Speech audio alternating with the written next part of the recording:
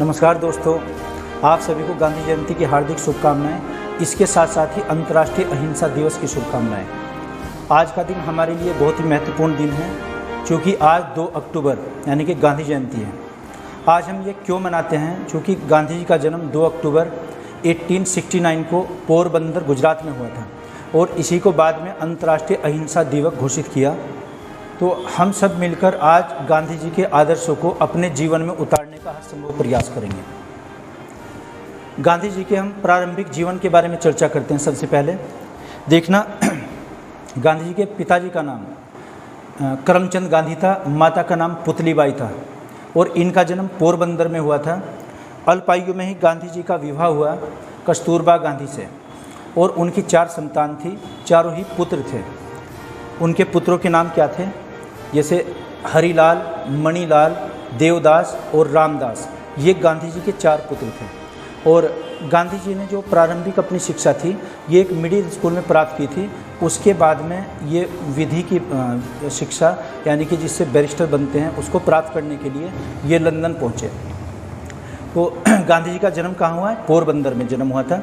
और आपने सुना होगा कि गांधी जी के 3 बंदर भी थे। वो नहीं कि बंदर पालते थे, उनके पास एक मॉडल था। बंदरों का नाम था जैसे मिकाजारू या मिजारू और कीकाजारू और एक ईवाजारू, यानी कि बुरा मत देखो, बुरा मत सुनो और बुरा मत बोलो। ये उनका संकेत था। एक यहाँ पर शिष्टमंडल आया था चाइनीज या चीन प्रतिनिधि मंडल सन 1917 को। वो गांधी जी को एक मॉडल प्रस्तुत किया था उन्होंने, क्योंकि उस टाइम पर ये मान्यता रही थी कि चीन और जापान के लोग ये बंदर को एक बुद्धिमान प्राणी के रूप में उसको मानते थे, यानी कि सम्मान देते थे बंदरों को भी। तो ऐसा एक शिंटो संप्रदाय जापान में थे, वहाँ के इतिहास से ये जानकारी मिलती है। तो हम चर्चा करते हैं पहले गांधी जी की शिक्षा के बारे में। तो गांधी जी जो 1888 में हायर एजुकेशन के लिए यानी कि विधि की शिक्षा के लिए लंदन पहुंचते हैं और वहां से 1891 में अपनी कानून की पढ़ाई पूरी करने के बाद यूनिवर्सिटी कॉलेज ऑफ लंदन में पढ़ाई पूरी करने के बाद भारत लौटे और उन्होंने फिर मुंबई में अपनी वकालत शुरू की। तो वकालत ज़्यादा नहीं चल पाई गांधी जी की, एक औसत दर्जे के वकील रहे। काफ़ी दिनों के बाद में उनके पास एक केस आता है फिर दादा अब्दुल्ला। ये दादा अब्दुल्ला कौन थे? दादा अब्दुल्ला गुजरात के एक व्यापारी थे। इनका एक केस था साउथ अफ्रीका में, चूँकि दक्षिणी अफ्रीका में भी भारतीय लोग रहते थे। तो इतिहास से जानकारी मिलती है कि अंग्रेज़ों ने गन्ने की खेती करने के बहाने से साउथ अफ्रीका में कुछ लोगों को बहका कर वहाँ पर ले गए। तो उसके बाद में जब ये केस की पैरवी करने के लिए पहुँचते हैं साउथ अफ्रीका में, वहाँ पर भी सत्याग्रह किया। लेकिन जाते हुए कुछ ट्रेजिकल मोमेंट ऐसे हुए, बहुत ही कोई अप्रिय घटना थी, तो उनसे गांधी जी अत्यंत प्रभावित हुए। जब ये केस की पैरवी करने के लिए, किसका केस? अब्दुल्ला खां का जो केस था, ये प्रिटोरिया यानी कि जो साउथ अफ्रीका का हाई कोर्ट था, सुप्रीम कोर्ट का, ये वहाँ पर पैरवी करनी थी। तो एक शिप से गए थे, शिप का नाम था क्रूजर। देखना, काफ़ी लोग इसको राजपूताना समझते हैं। राजपूताना शिप से गांधी जी लंदन में गए थे, ब्रिटेन, और साउथ अफ्रीका जो गए थे क्रूजर से गए थे। तो क्रूजर से जैसे ही वहाँ पर पहुँचते हैं साउथ अफ्रीका में, फिर उनको कुछ सेगमेंट था यानी कि यात्रा का कुछ हिस्सा रेलगाड़ी के द्वारा कवर करना, ट्रेन के द्वारा। तो एक ट्रेन चली थी डरबन से प्रिटोरिया, चूँकि वहाँ का जो ये थी न्यायपालिका हाई कोर्ट, ये प्रिटोरिया में था। और डरबन से जब प्रिटोरिया की यात्रा पर थे तभी एक मैरिट्सबर्ग स्टेशन पर गांधी जी को अभद्र तरीके से नीचे उतारा गया। उसमें क्या था? कानून ऐसा कि कोई भी प्रथम श्रेणी में कोई भी निग्गर यानी कि काला व्यक्ति या कोई भारतीय यात्रा नहीं कर सकता था, ऐसा वहाँ का कानून था। तो गांधी जी के पास जो टिकट थी वो प्रथम श्रेणी की थी, यानी कि A क्लास की। लेकिन उसके बाद गांधी जी को फिर भी उतार दिया गया और काफ़ी वहाँ पर एक असम्मान की परिस्थितियों में उनको उतारा गया। फिर जब वो किसी होटल में पहुँचे वहाँ पर भी बाहर निकाल दिया गया। तो गांधी जी के पास पैसा भी बहुत कम था, क्योंकि जो व्यापारी अब्दुल्ला थे, अब्दुल्ला ने उनको 1 वर्ष के लिए फ़ीस दी थी। वो गांधी जी ने 1 वर्ष के लिए काम करने के लिए वहाँ बोला। तो ऐसे तमाम वहाँ पर ऐसी अड़चनें आई ताकि प्रॉब्लम्स काफ़ी हुई गांधी जी को। तो वहाँ काफ़ी डिस्क्रिमिनेशन था, भेदभाव, उसको दूर करने के लिए वहाँ पर सत्याग्रह किया। एक तो केस की पैरवी करते रहे और जो भारतीय थे वहाँ पर एक रजिस्ट्रेशन एक्ट लागू था, जो भी भारतीय होगा उससे एक वहाँ पर पंजीकरण कराना पड़ेगा। तो काफ़ी उन्होंने वहाँ पर मूवमेंट किया। एक वहाँ पर आश्रम की स्थापना की जिसका नाम था टोल्स्टॉय आश्रम। और एक फिनिक्स आश्रम बनाया गया। उनके एक जर्मनी दोस्त थे कोलिन बाक, उनकी सहायता से, चूँकि ज़मीन जो प्रोवाइड की थी वो वहाँ पर कोलिन बाक ने की थी।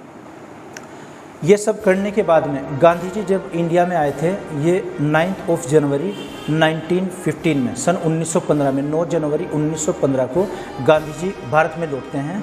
और गांधी जी ने साबरमती में एक आश्रम की स्थापना की, या ये कहिए कि गांधी जी का वो निवास स्थान था। वहाँ पर गांधी जी ने काफ़ी एक अपने जो सिद्धांत थे या फिर जो छोटे आंदोलन थे उनकी शुरुआत की। एक तो स्पिनर्स एसोसिएशन भी बनाई बाद में, जो चरखे से काटते थे, और वहाँ पर काफ़ी लोग जुड़ते चले गए उनके साथ। फिर एक सम्मेलन होता है कांग्रेस का सन 1916 में लखनऊ में। लखनऊ का जो सम्मेलन था, इसकी अध्यक्षता अंबिका चरण मजूमदार ने की थी। तो वहाँ पर गांधी जी ने हिस्सा लिया, उसमें भाग लिया। और बिहार से कुछ शिष्टमंडल आया हुआ था, एक किसान के दल के रूप में लोग आए थे, जिनकी अगुवाई ये की थी रामचंद्र शुक्ल ने। रामचंद्र शुक्ल ने गांधी जी को बिहार आने के लिए आमंत्रित किया और वहीं पर अपना पहला सत्याग्रह किया सन 1917 में। चंपारण आंदोलन, चंपारण कहाँ पर है? बिहार में। वहाँ पर एक 3 कटिया पद्धति लागू थी। 3 कटिया मतलब कुछ हिस्से पर वहाँ पर खेती करनी थी। किसकी खेती करनी अनिवार्य थी? नील की खेती, इंडिगो कल्टीवेशन या इंडिगो एग्रीकल्चर। तो गांधी जी का एक सफल आंदोलन था बिहार में चंपारण आंदोलन। उसके बाद में 1918 में 1918 में अहमदाबाद आंदोलन, और उसके बाद में खेड़ा आंदोलन। ये तीनों ही सफल आंदोलन थे। गांधी जी को यहाँ पर कई कमेंट भी किए गए, चूँकि वो चाहते थे कि ब्रिटिश सेना में हम भर्ती हो जाएं, है ना। और इसी आश्रम में जैसे गांधी जी को मॉडल प्रस्तुत किया गया था। गांधी जी के जो 3 बंदर थे, नाम अभी हमने डिस्कस किया था कि मिजारू, कीकाजारू और ईवाजारू। मिजारू किसका संकेत है? कि बुरा मत देखो, और ये कीकाजारू संकेत हो जाएगा बुरा मत सुनो, और ईवाजारू हो जाएगा बुरा मत बोलो। गांधी जी एक बकरी भी पालते थे, हालांकि उनकी ये पालतू बकरी थी, उसका नाम था निर्मला। क्वेश्चन कहीं पर ऐसे भी किसी ने किया था कि गांधी जी जो चरखा रखते थे उसका नाम क्या था चरखे का। तो एक बार गांधी जी दौरे पर थे उत्तराखंड के, वहाँ पर एक जगह पड़ती कोसानी पर। तो कोसानी में एक जीत सिंह थे जो गांधी जी के फॉलोअर्स थे, यानी कि गांधीवादी।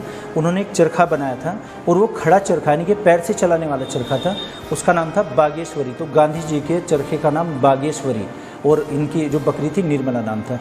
खैर, ये तो कभी फिर चर्चा करेंगे अदर वीडियोज़ में। गांधी जी के उपनाम भी थे, जैसे गांधी जी को राष्ट्रपिता की जो उपाधि दी थी, ये सुभाष चंद्र बोस जी ने दी थी। और जब ये सिंगापुर से भारत में आने लगे थे, यानी कि ये बर्मा का क्षेत्र या मलाह का क्षेत्र होगा, वहाँ पर 3 बटालियन उन्होंने बनाई थी, तब इनको राष्ट्रपिता कहकर संबोधित किया था SC बोस ने, सुभाष चंद्र बोस जी ने। उनका ये कहना था कि अब हमें अपने राष्ट्रपिता गांधी जी के या बापू के आशीर्वाद की आवश्यकता है। अब यहाँ पर एक क्वेश्चन और निकलता है कि गांधी जी को बापू किसने कहा था? तो बापू अगर कहें तो ये चंपारण की जनता ने कहा था, या एक व्यक्ति का नाम लगाना चाहें, क्योंकि कुछ पुस्तकों में ये भी लिखा हुआ है कि पंडित जवाहरलाल नेहरू ने गांधी जी को बापू कहा था, क्योंकि उनको आदर्श मानते थे, उनसे बड़े थे तो वो बापू के समान मानते थे। और एक 1 मैन बाउंड्री फोर्स भी गांधी जी को कहा गया, एक अकेले आदमी की सेना। ये किसने कहा? लॉर्ड माउंटबेटन ने। लॉर्ड माउंटबेटन ने क्यों कहा था? जब नोआखोली के दंगे हुए थे उसमें पश्चिमी बंगाल में, गांधी जी उनको दबाने के लिए अकेले वहाँ पर पहुँचे थे। उनका ये कहना था अंग्रेज़ों का कि जो हज़ारों या लाखों सैनिक नहीं कर पाए, वो अकेले गांधी जी ने कर दिखाया। एक कमेंट गांधी जी पर होता है जो चर्चिल ने किया था, अर्धनग्न फ़कीर भी कहा गया। विंस्टन चर्चिल ने अर्धनग्न फ़कीर कहा है। और एक पढ़ा जाएगा गांधी इरविन समझौता, सन 1931 में दिल्ली में एक समझौता हुआ था। गांधी इरविन कौन थे? तत्कालीन वायसराय भारत के। उनसे एक समझौता हुआ। तो ये 2 महात्मा भी कहा गया, सरोजिनी नायडू ने गांधी जी और इरविन को, कि भारत के 2 महात्मा। तो ये उनको उपाधि मिली हुई थी। इसके बाद में जैसे एक जलियांवाला बाग हत्याकांड होता है, उससे गांधी जी काफ़ी प्रभावित हुए। और इससे जस्ट पहले एक और घटना है कि गांधी जी को सर्जेंट भी कहा गया, सेना में भर्ती करने वाला एजेंट। ये क्यों कहते थे? क्योंकि उनका ऐसा मानना था कि अगर अंग्रेज़ों का हम साथ दे देंगे तो हमें युद्ध के बाद अंग्रेज स्वतंत्र करेंगे, लेकिन ऐसा किया नहीं था उन्होंने। तो जलियांवाला बाग हत्याकांड हुआ, इसके बारे में फिर कभी गहराई से चर्चा करेंगे। एक रोलेट एक्ट बना था जिसको काला कानून, कोई अपील नहीं, कोई दलील नहीं, कोई वकील नहीं, उसके विरोध में जैसे जलियांवाला बाग हत्याकांड हुआ। तो बाद में फिर असहयोग आंदोलन, नॉन कोऑपरेशन मूवमेंट, ये गांधी जी का सबसे पहला व्यापक एक आंदोलन था जो पूरे देश में फैलना था। 1920 से 22 तक ये चला है। 1 अगस्त 1920 को स्टार्ट हुआ था। तो इसमें क्या था कि जो ब्रिटिश यहाँ पर कुछ नीतियाँ थी या ब्रिटिश वस्तुएं, उसका बहिष्कार करना था। महिलाओं ने पहली बार इसमें बढ़ चढ़कर भाग लिया और ये एक जन क्रांति थी। सन 1920 में इसका प्रस्ताव पारित किया गया। देखना, कांग्रेस का जो अधिवेशन हुआ था नागपुर में हुआ था और नागपुर अधिवेशन की अध्यक्षता वीर राघवाचारी ने की थी। वीर राघवाचारी ने ही वहाँ पर प्रस्ताव प्रस्तुत इसमें पास किया था। इससे पहले तैयार किसने किया? चित्तरंजन दास जी ने किया था। तो ये आंदोलन जब स्टार्ट हुआ, पूरे देश में फैलना था इसको, तो यहाँ पर एक घटना हो जाती है गोरखपुर में। गोरखपुर में एक तालुका पड़ता है चोरी चौरा, वहाँ पर 4 या 5 फरवरी 1922 को एक घटना घटित होती है। एक पुलिस थाने को आग लगा दी जाती है किसानों के द्वारा। तो जब किसानों ने आग वहाँ पर लगाई, और ये आंदोलन जो असहयोग आंदोलन था ये अलग, ये तो पूरे व्यापक रूप से पूरे भारत में फैलने जा रहा था। तो वहाँ पर एक घटना हुई, गांधी जी ने ये आंदोलन वापस लेने की घोषणा की। उन पर कमेंट भी किए गए। एस सी बोस साहब ने ये कहा कि गांधी जी द्वारा असहयोग आंदोलन, नॉन कोऑपरेशन मूवमेंट वापस लेना किसी राष्ट्रीय आंदोलन से कम नहीं है। लेकिन गांधी जी का ये कहना था कि जेलों में बंद कैदी किसी मृत आत्मा से कम नहीं है, यानी कि मृत आत्मा के समान हो जाएंगे अगर गिरफ्तार कर लिया गया। उनकी ये सोच थी गांधी जी की कि यहाँ पर हम सब कांग्रेस के कार्यकर्ता, यानी कि जो पुलिस थाने को आग लगाई है वो कांग्रेसी ने लगाई है। और ऐसा ही हुआ कुछ दिनों बाद, यानी कि कांग्रेस को अवैध घोषित कर दिया गया और इसके कार्यकर्ता और नेताओं की गिरफ्तारी शुरू कर दी गई। तो इस आंदोलन को रोकना पड़ा था। किस कारण से? चोरी चोरा आंदोलन से। तो ये एक बड़ा आंदोलन था, असहयोग आंदोलन। चोरी चोरा कहाँ पर है? ये गोरखपुर में। गोरखपुर की एक तहसील थी, तो उसमें 21 या 22 पुलिसकर्मी जलकर उसमें मरे थे। और गांधी जी को जो सज़ा सुनाई थी, ये न्यायाधीश का नाम था ब्रोमफील्ड। ब्रोमफील्ड ने पहली सज़ा सुनाई थी। तो गांधी जी को गिरफ्तार किया गया था इस केस के लिए और ये आंदोलन वापस ले लिया गया था। आगे चर्चा करते हैं दांडी यात्रा की। जो दांडी फ्लैग था, दांडी यात्रा, दांडी मार्च, इसमें क्या था? एक सविनय अवज्ञा आंदोलन चलाया गया था सन 1930 से 32 तक। सिविल डिसओबीडियंस मूवमेंट 1930 से 32 तक ये हुआ था। इस आंदोलन की जो अगुवाई थी, यानी कि बागडोर थी, वो गांधी जी को सौंपी गई थी। इसकी जो पहली घटना थी, पहला एपिसोड था वो दांडी यात्रा। पहले एक्चुअली क्या था कि नमक बनाने पर जो एकाधिकार था, यानी कि मोनोपोली, वो अंग्रेजों की थी। अंग्रेज ही नमक बना सकते थे, कोई भी भारतीय नमक नहीं बनाएगा। तो गांधी जी ने नमक कानून तोड़ा था। ये यात्रा कहाँ से शुरू की? साबरमती आश्रम से। डेट क्या थी? 12 मार्च 1930 को दांडी से यात्रा, साबरमती से यात्रा शुरू की और ये नौसारी जिले के दांडी गांव में पहुंचे, जो एक तटवर्ती गांव था। यात्रा की लंबाई थी 241 मील लंबी यात्रा थी। गांधी जी के साथ में यहाँ पर जो 78 सहयोगियों ने भाग लिया था, 78 मेंबर्स थे गांधी जी के साथ। और जब ये दांडी गांव में पहुँचे तो वहाँ पर हज़ारों की, लाखों की तादाद में लोग इकट्ठा हुए। इन्होंने नमक कानून तोड़ा था। और उस टाइम पर जब ये पहुँचे कब थे? स्टार्ट की यात्रा 12 मार्च को और वहाँ पर पहुँचे 5 और 6 को, 6 तारीख को, यानी कि 6 मार्च 1930 को नमक कानून तोड़ दिया था इन्होंने। नमक बना, एक केतली में पानी लेकर समुद्र का, चूँकि कोस्टल एरिया पर था गाँव, तो नमक लेकर उसमें ये नमकीन पानी, चूल्हा बनाकर उसमें आग जलाई और वेपोराइज पानी हुआ तो नमक वहाँ पर बचा। तो ये नमक कानून तोड़ा था। अंग्रेजों ने फिर ये बैन लगा दिया गया और इन्हें आंदोलन को अवैध घोषित कर दिया गया। गांधी जी को फिर से गिरफ्तार किया गया। हालांकि ये आंदोलन पूरे देश में फैलना था। ये उत्तरी पश्चिमी सीमा प्रांत पर जो इस आंदोलन की अगुवाई की थी, ये खान अब्दुल खान गफ्फार ने की थी, जिनको फ्रंटियर गांधी या सीमांत गांधी भी कहा जाता है। और महाराष्ट्र में गांधी जी के पुत्र थे मणिलाल और दक्षिण में सी राजगोपालाचारी। पूर्वोत्तर राज्यों में रानी गेडू ने ये आंदोलन चलाया था। तो ये आंदोलन पूरे भारत में फैलना था, लेकिन यहाँ पर गिरफ्तारियाँ शुरू हुई तो इस आंदोलन को वापस लेना पड़ा। इसके बाद में एक होता है फिर यहाँ पर ये इरविन समझौता, गांधी इरविन समझौता, ये दिल्ली में हुआ था। तत्कालीन गवर्नर जनरल इरविन ने गांधी जी को पैरोल पर जेल से रिहा किया और सेकंड राउंड टेबल कॉन्फ्रेंस, यानी कि द्वितीय गोलमेज सम्मेलन में गांधी जी राजपूताना शिफ्ट से लंदन में पहुँचे थे। लेकिन वहाँ लंदन में क्या था, एक सांप्रदायिक पंचांग, यानी कि कम्युनल अवार्ड वहाँ पर जारी करना था। ये जो राउंड टेबल कॉन्फ्रेंस में हुआ था, देखिएगा राउंड टेबल ही क्यों थी, गोलमेज सम्मेलन ही नाम क्यों दिया गया था? क्योंकि गोल मेज में कहीं भी कॉर्नर नहीं होंगे, कोने नहीं होंगे। क्योंकि जब आम सभा होती है जनरली, उसमें मेज एक रेक्टेंगुलर होती है, एक आयत के समान, चौड़ाई की तरफ हमेशा अध्यक्ष बैठता है। तो वहाँ पर गोल मेज इसलिए ली थी क्योंकि सभी दलों को बराबर का दर्जा दिया जाएगा। वैसे तो अध्यक्षता वहाँ के प्रधानमंत्री ने की थी, मैकडोनल्ड ने। और जो बिल्डिंग का नाम था सेंट जेम्स पैलेस में बुलाया गया था। तो पहले सम्मेलन में और तीसरे में भाग नहीं लिया, दूसरे में गांधी जी ने भाग लिया था। इससे पहले जब दिल्ली में समझौता हुआ तो ये राजपूताना शिप से वहाँ पर पहुँचे।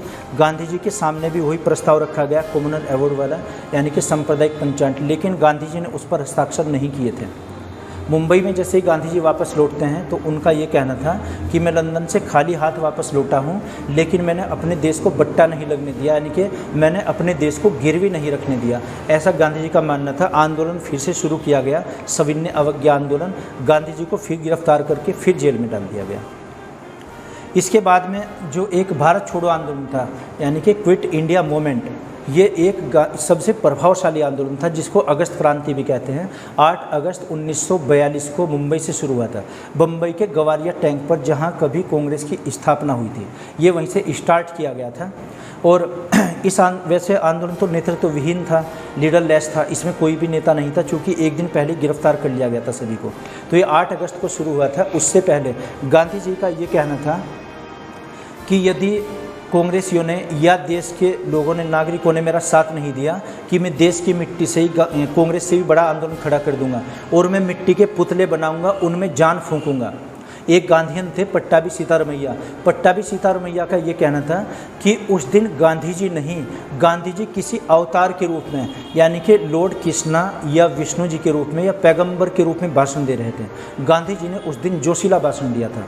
नेहरू जी का भी फिर कमेंट था, उन्होंने कहा था अब हम आग से खेलने जा रहे हैं, अब हम दो धारी तलवार से लड़ने जा रहे हैं, जिसका उल्टा वार हम पर भी हो सकता है। ये एक बहुत ही बड़ा एक आंदोलन था, अगस्त क्रांति। लेकिन अंग्रेज़ों ने क्या किया, जब ये आंदोलन अपनी चरम सीमा पर पहुंचा, अंग्रेज़ों ने एक ऑपरेशन चलाया, ऑपरेशन 0 आवर, यानी कि शून्य।